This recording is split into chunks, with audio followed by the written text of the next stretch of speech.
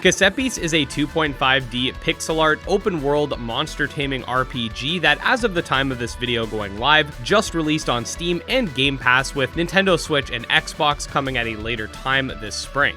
I've had the absolute pleasure of releasing early content for you guys leading up to the launch and have already played through the entire game as you're watching this video. Now, that being said, in today's video, we are going to be looking at Cassette Beasts under a critical lens and dissecting it under three major categories that I believe are the most important to any monster taming fan. This includes the story of the game itself when it comes to lore, atmosphere, and stuff like that, the gameplay in terms of how combat feels and how world traversal and progression are, and of course, the monster designs themselves, because I've seen time and time again a lot of monster taming games that look promising but end up falling short because of poor design choices. So we're going to be touching on all of that, and I will keep this review major spoiler free. You might see some monsters you haven't seen before, but you won't have to worry about getting any major story stuff like the ending or anything like that. So yeah, make sure to sit back, get your cassette player ready, and let's see whether or not Cassette Beasts is worth the cash.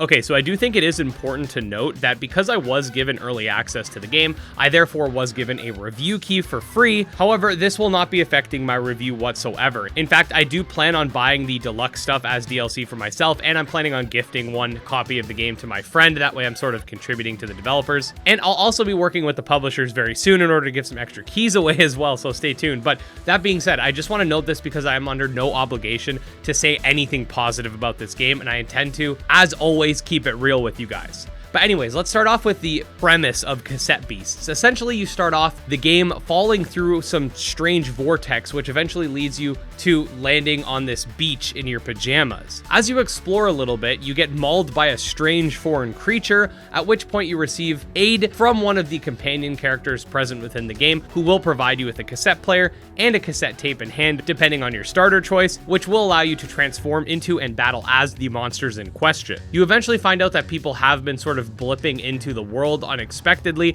and no one really knows why they're there or how to get home. As you start speaking to the various townfolk and characters you find throughout the world, you're going to notice that a lot of people seem to have a different take on history and even timelines, leading a lot of people to think that everyone's origins are from different worlds and even different times. Anyways, during the beginning sequence of the game, you will be exploring a little bit with Kaylee when you enter this strange lair that leads to a train station. The train station holds within it a mysterious creature known as an archangel, whose very existence hurts the heads of those looking. These creatures feel like they shouldn't exist, but at the same time are familiar, and this is a sort of theme of the game in many ways. Cassette Beasts as a concept is very strange and almost fever dream-esque. People use cassettes to transform. There are monsters that are based off all kinds of strange ideas, and there is an undertone of offness, I guess you could say, as you explore the world and encounter these beasts. There are also various skilled cassette users known as rangers whom exist throughout the world in order to protect the settlement that has been built, and they also specialize in fighting against creatures called rogue fusions, which we will discuss fusion a little bit more in our gameplay segment, but are basically wild monsters that have fused together and gained immense power. As you play through the game, you're going to also learn more about the rangers themselves, the world you're living in, and the people in it. This is not a story about the bond between humans and monsters, as the monsters are essentially just recorded and used to transform rather than capturing them and bonding with them. That you'll interact with are those between the human characters that you can recruit. Another thing, which again we will talk about more in the gameplay, is that a lot of these companion characters actually do end up having influence on the story as a whole, and everything does sort of come together at a certain point in the game, which I do feel is nice. You're not just doing random open world stuff for the sake of it. There is a point to everything you do. I do like to keep these story sections of the video a little bit short and vague just because I don't want to spoil too much, but what I will say is Cassette Beasts has some really great moments overall, and you'll see a massive contrast between the fear instilled upon you by the archangels and the darkness that happens in the world itself, and the colorful sort of light heart tones in the town. And there's even a moment in the game where, again, I don't want to spoil anything, but something happens in the town that makes you remember that this is not a safe world. Just because you've created this delusion of safety behind the various buildings in the town doesn't mean that it actually is truly safe. In terms of the game's overall story, personally, I really enjoyed it. I like the mystery that comes with the sort of parallel worlds, and even the way the monsters are designed is actually explained in the game, and there are certain subquests that all connect to the main quest that really gives you a sense of what the world you're living in is, even if you don't fully fully understand it. The music that plays as well, which I know some might find contentious just because some of it has vocals, but I feel like the tone during these sort of upbeat and epic moments where you're winning a fight or having a comeback and the more somber moments is perfect in this game. I genuinely think as far as story is concerned, this game is an open world story done right, with everything just sort of being intertwined with each other, which further leads into the theme of the game. But without further ado, let's talk about gameplay, because at least in my opinion, this is one of the most important aspects, and in some cases even more important than monster design or story. Alright, so when it comes to Cassette Beasts, forget everything you know about Pokemon. Sure, while at a surface level you could say, well, much like Pokemon, it is a turn-based RPG with monster battles, but that's pretty much where the comparisons end outside of anything that isn't just a Pokemon feature, just things that exist in RPGs in general. So first, let's talk a little bit about combat. Do note that I do have guides planned for pretty much every aspect of the game you could possibly think of, so if you want any more information, definitely subscribe. But the combat system features 2-on-2 turn-based battles where you will of course have stats like speed, HP, melee attack, ranged attack, etc. Your cassettes will have different stickers that you can apply to them, which are very customizable, in that if a cassette learns a new move, you could peel that move off and apply it to another cassette as long as you have cassettes that are compatible, but you'd use your moves as you'd expect, much like in any sort of RPG with a wide array of different effects. Furthermore, the game has an AP system, which unlike stamina, actually starts out low and works its way up as the battle goes on. There are various status conditions that can manipulate AP growth. However, generally speaking, your weaker attacks will use less AP for you to gain more, and use your stronger attacks later, which have higher cost. This makes combat feel a lot more engaging in my opinion than something like a stamina bar, especially in a game like Temtem, where a lot of the time you end up just waiting turns for your holds and your stamina to come back, and early game you're consistently running out of stamina, and I just think this is a better system. There are 14 types in the game, which include a wide array of unique typings like plastic, glitter, glass, and of course some typical types like fire, plant, water, metal, etc. The types have various interactions as well that add another layer of depth to the combat system called elemental chemistry, where basically instead of fire doing more damage to plant or plant doing more damage to water, they will instead apply a debuff to the type that they're advantageous to. For example, a water attack on a fire type will actually lower the fire type's attacking stats for 3 turns. Conversely, if you were to use a fire type attack on a water type, that water type would receive a buff in that it would get a healing effect for 3 turns, since fire is disadvantageous against water. This adds for a much needed layer of complexity and freshness to the typical type system. There are also some types that end up getting transmutated or changed upon contact. So for example, using an electric type on an earth type will change that earth type into a glass type, or if you use a fire attack on a plastic type, that plastic type will become a poison type. You can start to see how, depending on how your team's set up, you could use these transmutations to your advantage. None of this feels like it's overly complex in-game either. The game does give you indicators whenever you're about to use a move, so you will know the outcomes in terms of buffs, debuffs, and stuff like that. So I never once felt so confused and overwhelmed like I needed to read a giant guide on how to do anything like I have felt like I've had to do in games like Cirillum, since I'm big dumb. But this game also features a fusion system by which you can have 2 monsters fuse into one another, which will combine all of their stats, typings, etc. And these fusions are made with an algorithm, meaning that there are literally over 14,000 possible combinations. This gives you, again, another layer of complexity to the system, because while you might be gaining double the ability power each turn and having stronger hits and better defense and all that fun stuff, you're also only able to use 1 move per turn now instead of 2, so you will have to take that into consideration. One thing that's also interesting is that since you are transforming into your monsters, status conditions and the like will actually persist even if you switch cassettes. Furthermore, if your HP is low enough and you take a hit, the extra damage that it would have done will actually affect the human character. If the human character is out of HP, it doesn't matter how many cassettes you have left, that person will become immobile for the rest of the battle, and if both human characters run out of HP, which is indicated by the red HP bar under the green one, you will lose. You can use this to your advantage against enemy cassette users in order to defeat them before they can get their extra cassettes out, so it is something to consider, and I'll be doing a combat guide very soon, which will make everything clear if it's not already. The capture mechanic is also unique in that the person trying to capture or record the monster, because again, we don't actually capture them, will become vulnerable during the recording phase, and any damage the enemy takes during that time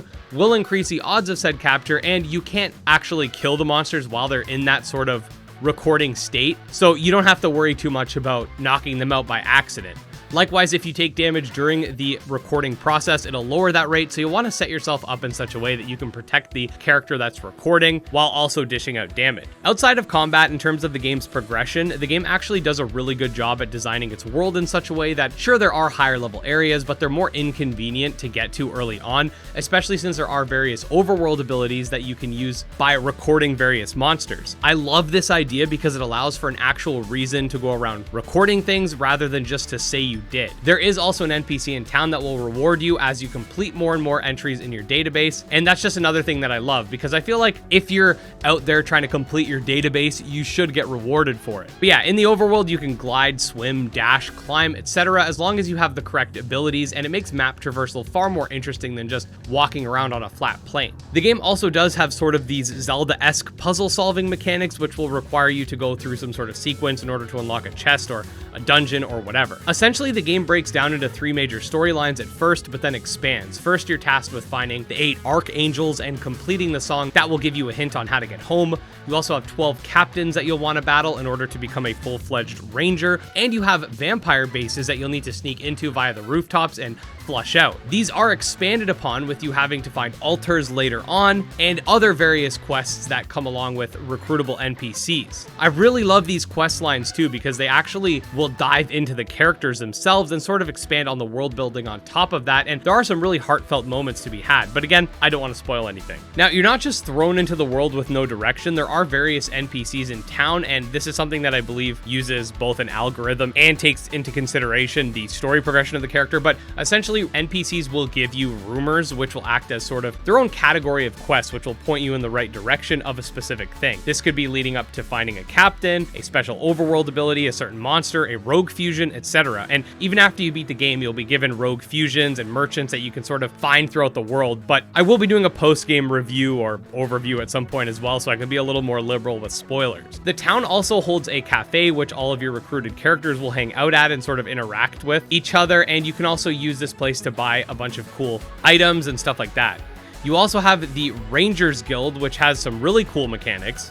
There are these materials that you can find throughout the game, whether it be opening chests or defeating rogue fusions, called fused materials, which essentially will act as currency to buy very special items from the Rangers Guild. And as you defeat more and more captains, you will have more things that you can buy. One of which I think is really cool. It's a gym pass, which allows you to actually relocate the stat points of the player character, not the cassettes, but the actual human themselves, because the game does work on a leveling system that specifically applies to the human rather than the cassettes. The cassettes have their own star rating, which will increase as you get experience and stuff like that. I do have a video covering that when we cover the evolution system coming out tomorrow, so stay tuned. You can also get various upgrades that will increase your recording odds, make fusion something that happens faster, and other useful stuff. I can't express enough how much customization this game has, and whether it's through the battle system or the various ways that you can interact through the world, I do think that Cassette Beasts has some of the best gameplay in the entire genre. It's not so complicated that you don't know what's going on, and it's not so brain dead that you feel like you're not even playing the game. To me, it hits like the perfect sweet spot between the two. Now, finally, let's talk about monster designs, and obviously this is going to be the most subjective part of the video, and I have been showcasing a lot of monsters already, but in terms of designs themselves, I do think a lot of people will find them hit or miss, but I think we can all agree that these designs and the pixel art behind them in general is just of a very, very high quality. The monsters look really good, and when it comes to their designs being sort of strange, like a crab with a pylon on its back or a cat with a flat screen on its head, or this dope dragon, I think that the designs very much coincide with the theme of the game and the sort of atmosphere they created. This is a world that is meant to be a strange place full of the strangest things that we can imagine that have come to life, where the only limit is the human mind. And I think when you couple this with the sort of retro plasticky kind of feel that Cassette Beasts has, it makes for a really great combination. I honestly love a lot of these monster designs, and while they're not your typical elemental animal creatures that Pokemon and games like it will try to create, that's not the type of game that Cassette Beasts is trying to be. And I think from what we discussed about the gameplay, it's pretty clear that Cassette Beasts does not aim to be a Pokemon-like, but instead it is a game that takes inspiration from Pokemon, Zelda, Steven Universe, and more. Now, before I get into my final thoughts, I will give you guys a couple of critiques I have about the game, which I'm going to be completely honest, no game game is perfect, but I do find it very hard to have major gripes with this game. So these might seem a little nitpicky, and I understand if you feel that way. But firstly, I do feel like the run speed's a little slow. This gets mitigated a lot when you get the dash ability, but I do think at the beginning it does feel like a bit of a slog traversing, especially because the little dash that you get has very low stamina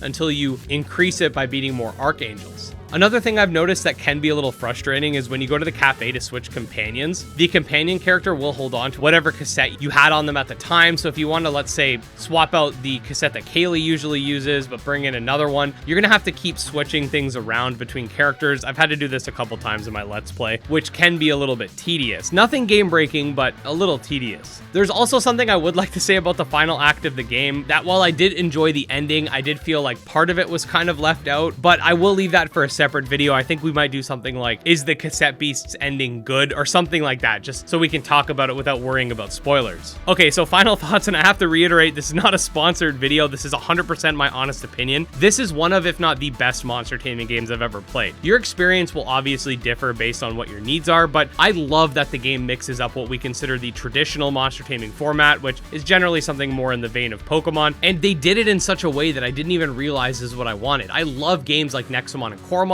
but after playing Cassette Beasts, it just makes me feel like those games have systems that are too close to Pokemon. And again, I love those games, but Cassette Beasts is the very definition of innovation when it comes to the monster taming genre. They handle open world progression beautifully, the characters are a lot of fun and memorable, and there's so much to the game that I couldn't even cover every single aspect in this video. I didn't even mention this in the early parts of my review, but the game just does an amazing job with those little things like turnstiles in the train stations making little squeaking sounds when you touch them. And it's just stuff like that that just takes the game to the next level. It's honestly been a long time since I've been this excited to come home and play a game every day after work, and I can't recommend this game enough. The game's only 20 USD, and for my Let's Play series specifically, it took 25 hours to complete the main story. However, that does not include any of the post-game content, and while doing a Let's Play, it is very common for me to not do a lot of the extra stuff like battling every rogue fusion I see, just because I don't want to make the Let's Play a slog, because it's about that sort of entertainment value for you guys. But I could easily see this taking anywhere from 25 if you're kind of rushing a little bit to 35 or even 40 hours to complete the game. Then you have all the content afterwards, so